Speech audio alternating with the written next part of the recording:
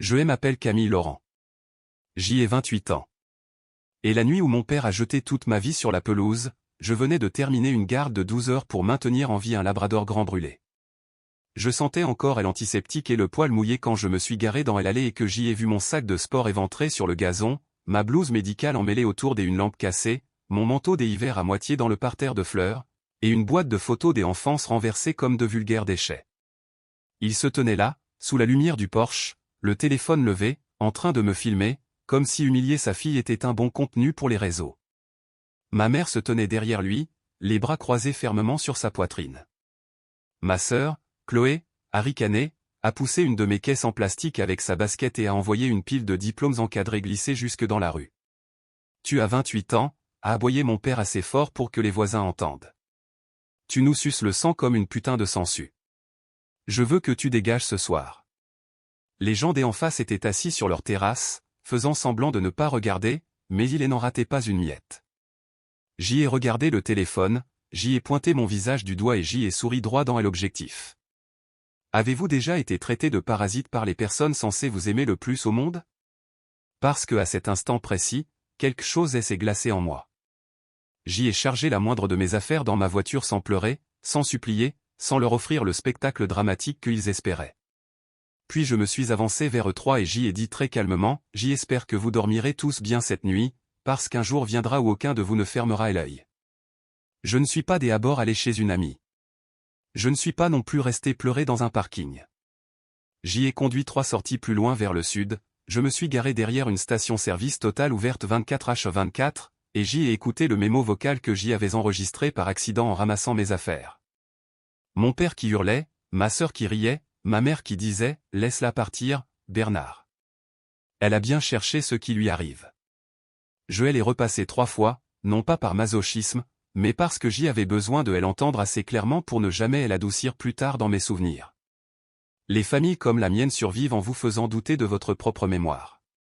Dès le lendemain matin, ils auraient parlé d'un malentendu. La semaine suivante, ils auraient dit que je faisais un drame pour rien. À Noël, ils auraient raconté à tout le monde que j'y étais parti en claquant la porte pour une broutille. Mais l'enregistrement ne mentait pas.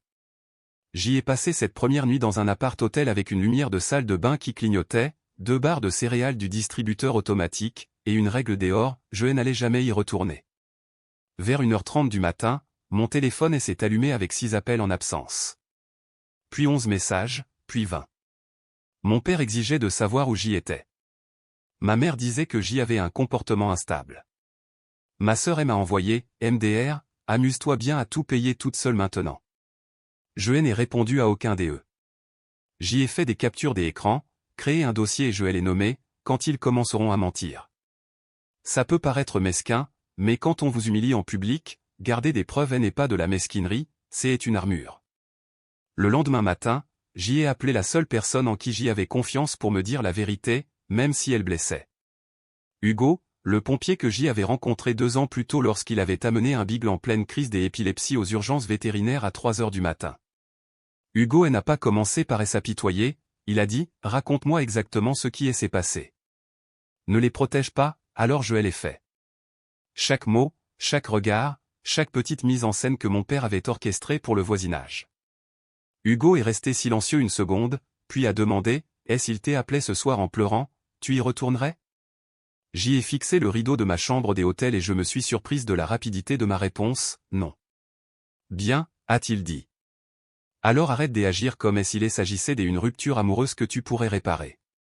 C'est un incendie dont tu viens enfin de t'échapper.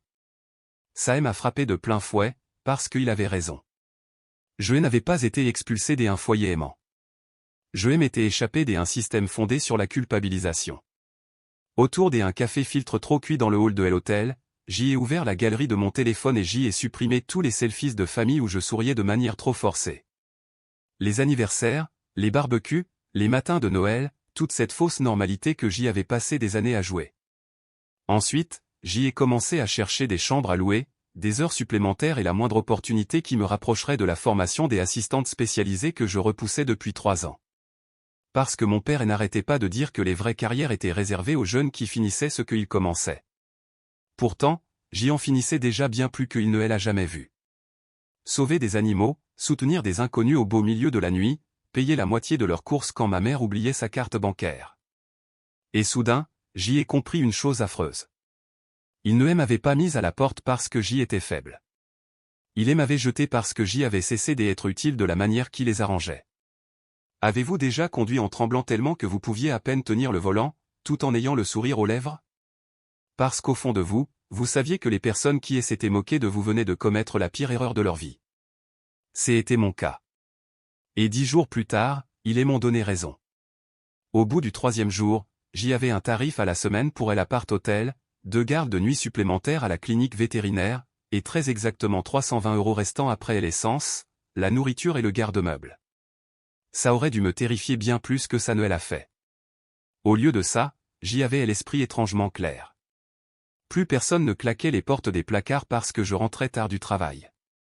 Plus personne ne tenait les comptes du nombre de douches que je prenais. Plus personne ne me traitait des égoïstes parce que j'y achetais mes propres barres protéinées pendant que ma sœur commandait Uber Eats avec la carte de ma mère. À la clinique, le chaos prenait tout son sens. Un berger allemand renversé par une voiture est arrivé à 2 heures du matin, et j'y ai agi à l'instinct, main ferme, geste précis, pas de panique. Ma responsable, le docteur Sophie Martin, elle a remarqué à la fin de la garde. Elle m'a dit, Camille, tu fais déjà le travail de quelqu'un qui devrait être dans notre cursus de spécialisation chirurgicale. Pourquoi n'as-tu pas postulé? J'y ai failli rire, car que pouvais-je répondre? Que j'y avais passé des années piégées dans une maison où l'ambition était traitée comme une trahison si elle ne profitait pas des abords à tout le monde? J'y ai plutôt répondu, mauvais timing. Elle m'a regardé droit dans les yeux et a répliqué, alors c'est peut-être enfin le bon moment. L'après-midi même, Hugo m'a rejointe devant une brasserie près du périphérique. Il a glissé un bloc-notes jaune sur la table. Dessus, il avait écrit 3 choses, logement, formation, limite. Ce sont tes seules priorités, a-t-il dit. Pas te défendre, pas t'expliquer, pas chercher à clore le chapitre. Il m'a de nouveau mise au défi. Disons que ton père débarque en pleurant. Ta mère dit qu'elle est morte des inquiétudes. Ta sœur dit que la famille s'effondre. Que fais-tu? J'y ai remué mon café et j'y ai dit, je la laisse s'effondrer. Hugo a hoché brièvement la tête, comme si je parlais enfin le langage de la survie. Nous avons établi un plan. J'y ai postulé au programme de spécialisation en chirurgie de la clinique. J'y ai trouvé un studio au-dessus d'un ancien garage de mécanique appartenant à une veuve nommée Madame Dubois, qui demandait un loyer raisonnable et ne posait aucune question indiscrète au-delà de savoir si je fumais ou si j'y avais des animaux. Puis j'y ai fait quelque chose qui semblait anodin mais qui comptait plus que je ne l'aurais cru, j'y ai changé mon contact des urgences, remplaçant ma mère par Hugo. Ce n'était qu'un clic sur un téléphone, mais j'y ai eu l'impression de couper un fil de déminage. Pendant ce temps, les messages de chez moi ont changé de ton. Mon père a arrêté de me traiter de fainéante et a commencé à demander où se trouvaient les papiers de la carte grise de la voiture. Ma mère voulait savoir si j'y avais emporté quelque chose d'important. Ma sœur m'a envoyé un SMS, tu as l'identifiant pour le compte EDF? C'était là. Aucune inquiétude, aucune excuse, juste du désagrément. C'est là que j'y ai réalisé que ma disparition n'avait pas d'abord créé du chagrin dans cette maison. Elle avait créé une surcharge de travail. C'était moi qui gérais le renouvellement des médicaments du chien, le paiement des factures en ligne, les commandes de courses au drive pour ma mère, et les allers-retours à la pharmacie quand mon père était trop fatigué après le boulot. Je n'étais pas un fardeau.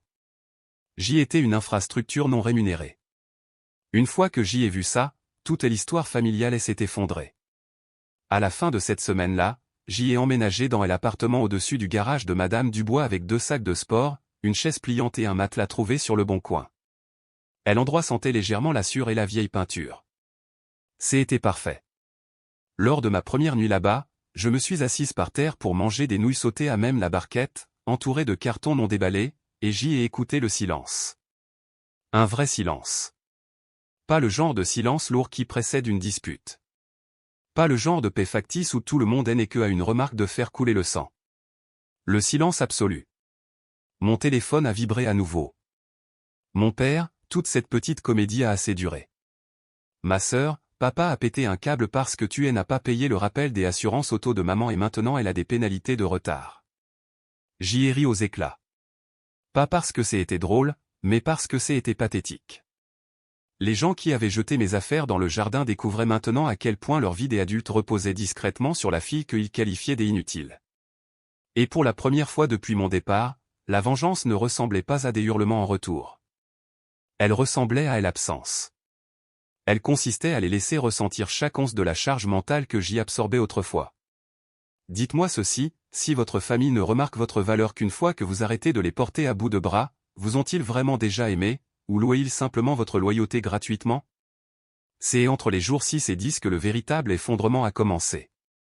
Je le sais parce que Madame Dubois, ma nouvelle propriétaire, s'est avérée connaître la moitié du lotissement pavillonnaire où j'y ai grandi. Elle ne faisait jamais de commérages méchants, mais elle s'en tenait aux faits, et les faits finissaient toujours par venir à elle. Le 6e jour, elle a frappé à ma porte avec une part de quiche et a dit, « Ma chérie, ton père criait dans son allée ce matin, assez fort pour que 3 maisons l'entendent. » Je n'ai rien dit. Et elle a ajouté, « Les hommes ne crient aussi fort que lorsque le public qu'ils espéraient n'a pas applaudi. » Plus tard dans la soirée, ma sœur m'a envoyé un long texto qui commençait par « T'es pas croyable » et se terminait par « Maman a pleuré au Leclerc. » Je n'ai pas répondu. Le 7e jour, Hugo a appelé après sa garde et a dit qu'il avait fait une intervention près de mon ancienne rue. Ton père était dans le jardin de devant en train de s'embrouiller avec le technicien de la fibre, a-t-il raconté. Apparemment, quelqu'un a oublié le mot de passe du compte. Encore une fois, pas du chagrin. Du travail en plus. Le 8e jour, ma mère m'a appelé depuis un numéro que je ne connaissais pas et a laissé un message vocal qui a commencé en larmes et s'est terminé en accusation. Elle a dit que je punissais la famille, que je leur faisais honte, que je faisais jaser les voisins et que je transformais mon père en quelqu'un qu'elle reconnaissait à peine. Cette partie m'a presque fait rire. Bernard Laurent avait toujours été exactement ce qu'il était. La seule différence maintenant, c'est que sa cible était partie. Le 9e jour est arrivé le message qui m'a prouvé que tout avait basculé. Ce n'était pas de ma famille. C'était un de mes anciens collègues dont la tante habitait à 2 maisons de chez mes parents. « Salut, je ne sais pas si c'est à moi de te le dire, mais les gens du quartier parlent. Ton père a enregistré cette histoire sur la pelouse et a apparemment montré la vidéo à quelqu'un au boulot comme si ça prouvait quelque chose. Ça s'est retourné contre lui. Les gens trouvent que ça le fait passer pour quelqu'un de cruel. J'y ai lu ce texto 3 fois. Alors, voulait-il que je parte, ou voulait-il une exécution publique sous les applaudissements? Parce que ce n'est pas la même chose. Je suppose qu'il pensait qu'en m'humiliant, il passerait pour un père sévère mais juste, forçant enfin sa fille profiteuse à grandir. Au lieu de cela, il est passé pour un homme qui a publiquement jeté son enfant comme un vulgaire objet pour le plaisir. Et ce qui est magnifique avec la cruauté publique, c'est que parfois, le public ne prend pas le parti de la personne cruelle. Cette même nuit, mon téléphone s'est mis à exploser encore plus fort qu'avant. 88 messages au total avant 2h30 du matin. Mon père, où est-ce que tu es bordel, réponds-moi tout de suite. Chloé, meuf, papa vrille complètement, rappel. Ma mère à 2h12, il faut que ça s'arrête maintenant. Rappelle-moi immédiatement. Puis un message de ma sœur, différent des autres, il n'arrive pas à dormir. Je suis resté assise au bord de mon matelas à fixer ce message. Pas parce que j'y avais de la peine, mais parce que je me souvenais de la lumière du Porsche sur le visage de mon père lorsqu'il m'a ordonné de dégager. À quel point il avait l'air imperturbable. Sûr de lui. Les hommes comme lui pensent toujours que les conséquences sont pour les autres. Ils pensent que la rage de la nuit disparaît au matin et que tout le monde est censé réinitialiser les compteurs. Mais la honte est une chose curieuse. Quand elle finit par vous rattraper, elle ne frappe pas poliment à la porte. Elle la défonce. Le lendemain après-midi, pendant que j'y aidais à préparer un Golden Retriever pour une chirurgie abdominale des urgences, le docteur Martin m'a prise à part. Ma candidature pour la formation avait été acceptée. Et ce n'était pas tout, la clinique était prête à financer la majeure partie du coût si je m'engageais pour l'année complète de spécialisation chirurgicale. J'y aurais dû fondre en larmes sur le champ. Au lieu de cela, j'y ai ressenti un profond sentiment de revanche, presque intime. La même semaine où mon père perdait la tête parce que j'y avais cessé de gérer son foyer, j'y entrais dans la carrière qu'il avait toujours sous-entendu que je n'étais pas assez sérieuse pour mériter. Le soir même, après ma garde, j'y ai enfin écouté tous les messages vocaux. Mon père n'y était plus furieux. Il avait la voix éraillée. Ma mère semblait paniquer. Ma sœur avait l'air effrayée, d'une manière très égoïste et enfantine. Le sont des gens lorsque le système familial qui les protégeait commence à se retourner contre eux aussi. Madame Dubois m'a raconté plus tard qu'elle avait eu vent d'une autre dispute explosive à la maison. Mon père reprochant à Chloé d'avoir envenimé les choses sur la pelouse. Chloé hurlant en retour qu'il avait sorti son téléphone en premier. Ma mère sanglotant qu'ils avaient tous besoin de moi pour réparer ça. Pour le réparer. C'est ce mot qui m'a marqué. Parce que vous êtes-vous déjà demandé si votre famille s'effondre parce que vous êtes parti ou parce que, pour la première fois, il est non plus personne sur qui déverser tout le fardeau? La réponse était enfin évidente. Je n'étais pas la cause de leur dysfonctionnement. J'y avais été le pare-choc qui le cachait. La première fois que j'y ai répondu à mon père après mon départ, ce n'était pas parce que je m'étais adouci. C'était parce que je voulais entendre la vérité de sa propre voix. 10 jours après avoir jeté mes affaires dehors, il a appelé pendant que j'y étais dans la salle de pause de la clinique, en train de manger des biscuits du distributeur. J'y ai appuyé sur l'enregistrement de mon téléphone avant de décrocher. Quoi, ai-je dit? Il n'a même pas commencé par un bonjour. Où es-tu, bordel, au travail? Ne fais pas ta maligne avec moi. Même ton, même sentiment de toute puissance. Comme si me jeter à la rue avait été une tactique d'éducation et non une rupture définitive. Il s'est lancé dans une diatribe sur ma mère qui était stressée, Chloé qui était insupportable, les voisins qui parlaient, les factures impayées, et à quel point j'y étais égoïste de disparaître alors que la famille était déjà sous pression. Je l'ai laissé parler. Puis il a dit la chose que je n'oublierai jamais. Si tu ne rentres pas à la maison pour aider à régler tout ça, je ferai en sorte que tout le monde sache quel genre de fille tu es. Je me suis adossé à cette chaise en plastique rigide et j'y ai fixé le mur de la clinique pendant qu'un sourire s'étirait sur mon visage. Nous y voilà. Pas d'inquiétude, pas de remords. De la gestion de réputation. Du chantage déguisé en valeur familiale. Tu veux dire aux gens que tu as jeté les affaires de ta fille sur la pelouse tout en la filmant, ai-je demandé. Silence.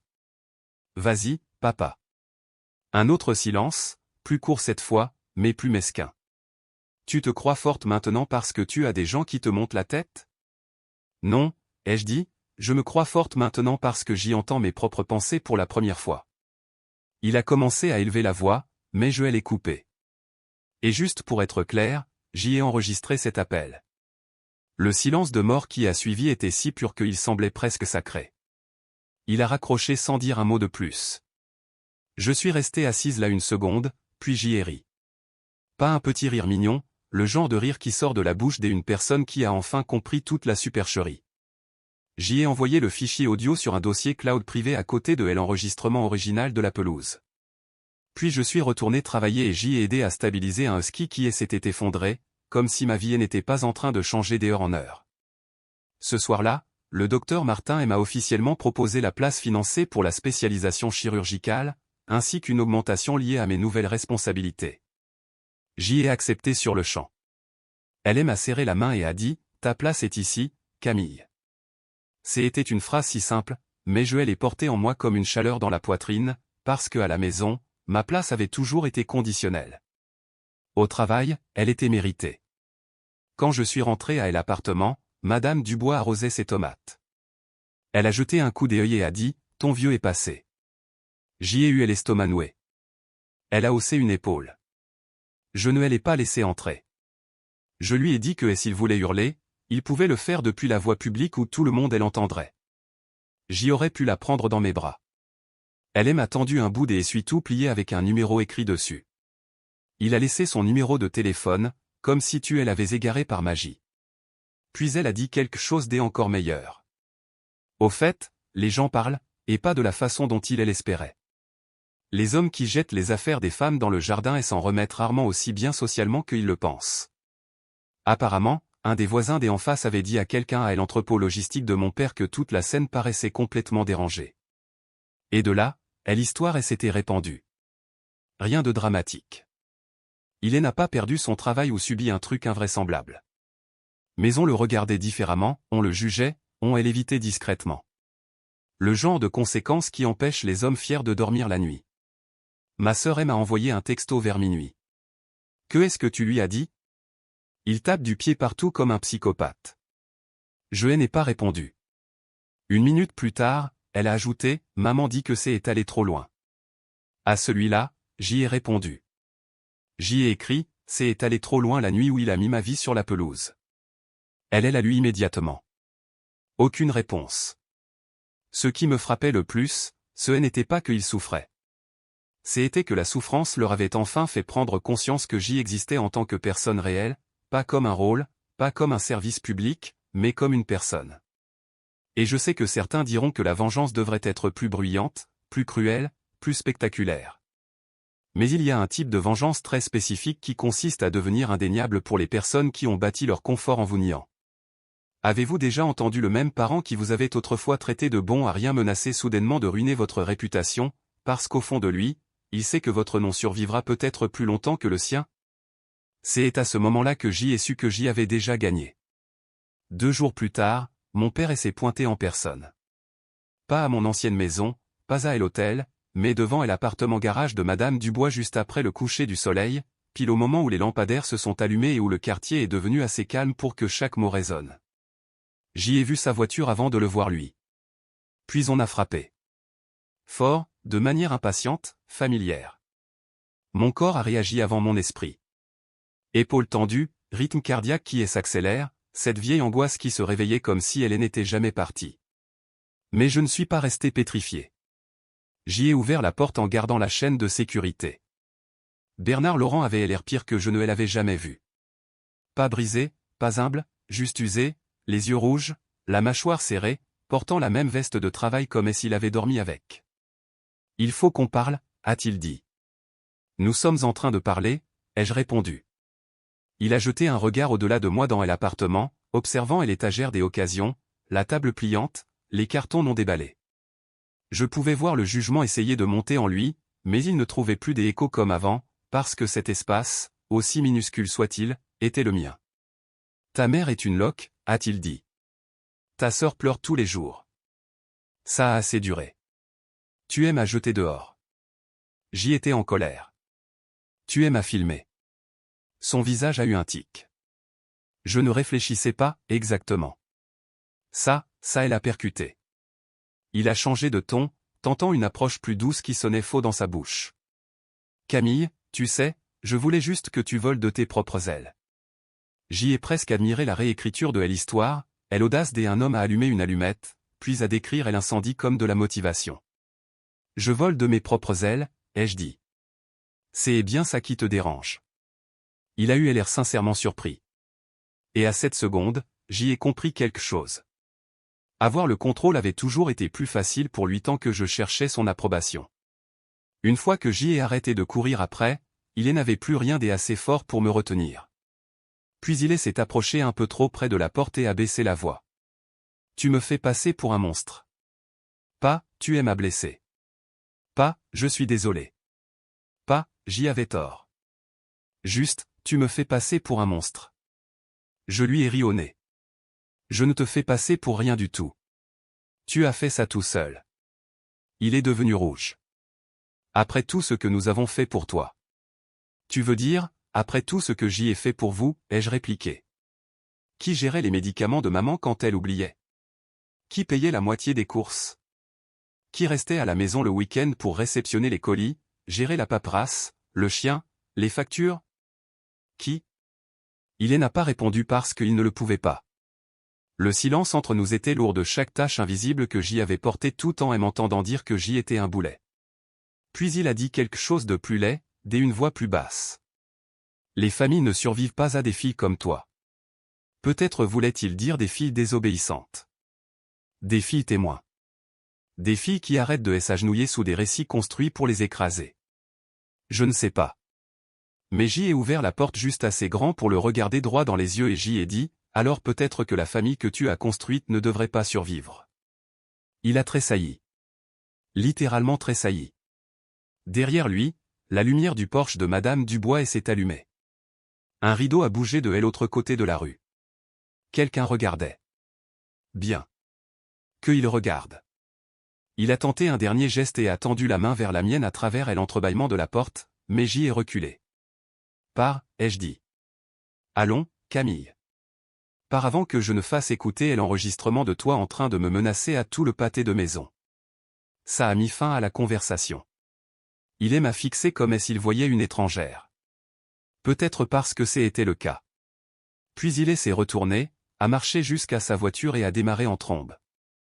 À la seconde où il a disparu au coin de la rue, mes genoux ont flanché, mais je n'ai pas pleuré. J'y ai verrouillé la porte, je m'y suis adossé et j'y ai respiré un grand coup pour laisser passer l'adrénaline. 10 minutes plus tard, mon téléphone a vibré. Madame Dubois, fière de toi. Et aussi, ton père a démarré comme un idiot et a failli percuter une poubelle. 20 minutes après ça, Hugo m'a appelé et est resté en haut-parleur pendant que je faisais la vaisselle, juste pour que je ne reste pas assise dans le noir à ressasser tout ça. Puis est arrivé un dernier texto, cette fois d'un ancien voisin, je ne veux pas remuer le couteau dans la plaie, mais ça parle beaucoup sur ton père. Les gens en ont assez entendu ce soir pour recoller les morceaux. Encore une fois, rien de digne d'un dessin animé. Pas des effondrements instantanés, pas de punition incroyable, soupire juste le coût social constant d'être publiquement reconnu comme l'homme qui a mis sa fille à la porte, puis elle a traqué, exigeant toujours son obéissance. Et pour des hommes comme Bernard, ce genre d'exposition mord plus profondément que n'importe quelle dispute. Je ne mentirai pas en disant que je n'ai rien ressenti. Il y avait du chagrin là-dedans. Il y en a toujours quand on ferme la porte à un parent, même quand c'est lui qui vous a forcé la main. Mais il y avait aussi quelque chose de dangereusement proche du soulagement. Alors permettez-moi de poser la question que la plupart des gens sont trop polis pour formuler à voix haute, quand votre père se tient dehors en vous suppliant de reprendre le contrôle dans le langage de la famille, et que vous lui claquez tout de même la porte au nez, êtes-vous cruel? Ou êtes-vous enfin en train de goûter à ce qu'est le pouvoir après des années à en être privé? Une semaine plus tard a eu lieu l'événement qui a tout scellé. Une collecte de fonds pour un refuge animalier dans le parc municipal près de mon ancien quartier. Notre clinique la sponsorisait chaque printemps. Et comme j'y avais intégré le programme de chirurgie, le docteur Martin m'avait demandé de représenter la clinique au stand des accueils. J'y ai envisagé de refuser la mission quand j'y ai réalisé où ça se tenait. Puis j'y ai découvert que mes parents participaient à un pique-nique de quartier organisé de l'autre côté du même parc par l'association des riverains. Évidemment qu'ils y étaient. Bernard Laurent adorait les environnements avec du public. Alors j'y suis allé, non pas pour tourner la page, non pas pour me réconcilier, mais pour mon travail, mon avenir, et parce que j'y en avais fini de réorganiser ma vie pour éviter les personnes qui avaient essayé de la briser. J'y ai porté une blouse médicale bleu marine impeccable avec le logo de la clinique, j'y ai accroché mon nouveau badge, j'y ai attaché mes cheveux et j'y ai passé la première heure à enregistrer des chiens de famille des accueils, à répondre aux questions des gens et à aider un petit garçon à surmonter sa peur de caresser un croisé pitbull à 3 pattes nommé Rosie. J'y étais doué pour ce que je faisais, calme, compétente, utile d'une manière qui n'avait rien à voir avec le fait de flatter l'ego de ma famille. Vers midi, je les ai vus de l'autre côté de la pelouse. Ma mère assise à une table pliante, ma sœur tenant des assiettes en carton, mon père riant beaucoup trop fort avec 2 voisins, jouant la comédie de la normalité avec tellement d'efforts que ça en paraissait douloureux. Puis quelqu'un m'a remarqué en uniforme. Pas comme la fille jetée sur la pelouse, mais comme la professionnelle de santé animale aidant à gérer un événement. Ça a instantanément changé l'atmosphère. Une femme que je reconnaissais comme la voisine d'en face s'est approchée directement et a dit, « Camille, ma chérie, je n'avais aucune idée que tu travaillais dans les urgences vétérinaires. C'est formidable. » Formidable. Drôle de mot, quand on sait que la dernière fois qu'elle m'avait vu, mes affaires étaient étalées sur l'herbe. Un autre voisin a demandé s'il était vrai que je suivais une formation spécialisée. Le docteur Martin, qui avait surpris la conversation, a répondu à ma place, « C'est l'une des meilleures assistantes que nous ayons, assez fort pour que tout le monde aux alentours entende. » Mon père a entendu. Je sais qu'il l'a fait parce que quand j'y ai regardé dans sa direction, son sourire avait disparu. L'humiliation publique m'avait présenté d'une certaine façon. Ma compétence publique me présentait maintenant d'une autre. Et contrairement à sa petite représentation sur le porche, cette version-là venait avec des témoins qui me respectaient. Ma sœur s'est approchée la première. Chloé avait l'air épuisée, moins arrogante qu'avant, le mascara trop épais, comme si elle dormait mal. « On peut parler ?» a-t-elle demandé. J'y ai répondu, « Tu peux parler. » Elle a jeté un regard en arrière vers nos parents et a baissé la voix. Tout est devenu dingue. Il hurle tout le temps maintenant. Maman n'arrête pas de pleurer. Les gens posent sans cesse des questions. J'y ai laissé planer le silence. Puis elle a lâché, je ne pensais pas que ça irait si loin. C'était ça. Pas tout à fait une prise de responsabilité, mais c'était ce qui s'en rapprochait le plus depuis le début. Tu as balancé mon sac dans la rue d'un coup de pied, ai-je dit. Elle a dégluti. Je sais. Tu as ri. Ses yeux se sont instantanément remplis de larmes. Je sais. Je l'ai cru, elle regrettait. Mais je savais aussi que le regret n'efface pas les actes. Tu ne peux pas m'emprunter comme sœur uniquement quand l'ambiance à la maison devient invivable. Je lui ai expliqué que cette situation invivable existait déjà avant mon départ. C'est juste que tu n'étais pas à ma place pour le voir. Elle a commencé à pleurer, juste là, à côté du stand du refuge, pendant que des familles passaient avec des chiots. Pas les jolis pleurs de cinéma. Des pleurs humiliants, impossibles à cacher. Quelques minutes plus tard, ma mère s'est approchée, le visage fermé et fragile. « S'il te plaît ?» a-t-elle chuchoté en regardant autour d'elle pour voir qui pourrait observer la scène. « Pas ici. » J'y ai presque souri, parce que « pas ici » était exactement le luxe qu'il m'avait refusé quand ils avaient exposé ma vie au grand jour. « Tu as réussi », ai-je dit. « Tout ça, c'est ton œuvre. » Ma mère a regardé mon badge, mon porte-bloc, mes collègues, et quelque chose dans son expression s'est brisé. Peut-être que c'était de la honte. Peut-être était-ce simplement la réalisation que j'y avais construit une version de moi-même dans laquelle aucun des n'avait joué le moindre rôle. Puis mon père a fini par traverser la pelouse. Pas de grand scandale, pas de cris. C'était terminé maintenant que le public ne risquait plus de prendre son parti. Il s'est arrêté à quelques mètres et a dit « Tu as à les recupérer ». C'était une phrase si courte, mais chargée de défaite. J'y ai hoché la tête. Je le suis. Il a regardé les tables des adoptions, les vétérinaires, les familles, les gens qui me saluaient par mon prénom. Pour une fois, il ne semblait pas savoir quel rôle jouer. Le père sévère, le parent bafoué, la victime publique. Aucun ne collait, parce que la vérité qui se tenait devant lui était simple. La fille qu'il avait essayé de réduire à l'état de fardeau était devenue plus difficile à rabaisser à la seconde où elle avait mis les pieds hors de sa maison. Il s'est raclé la gorge. Les gens parlent. Oui, ai-je répondu. C'est ce qu'ils font quand ils regardent un homme jeter les affaires de sa fille sur la pelouse. Ma mère a fermé les yeux. Ma sœur a fixé le sol. Il a l'air de vouloir argumenter, de vouloir réécrire l'histoire, de dire que tout avait été exagéré, mais argumenter demande du pouvoir, et le pouvoir déteste les témoins qui ont déjà fait leur choix. Je ne pensais pas, a-t-il commencé. Je sais, ai-je coupé. C'est bien ça le problème.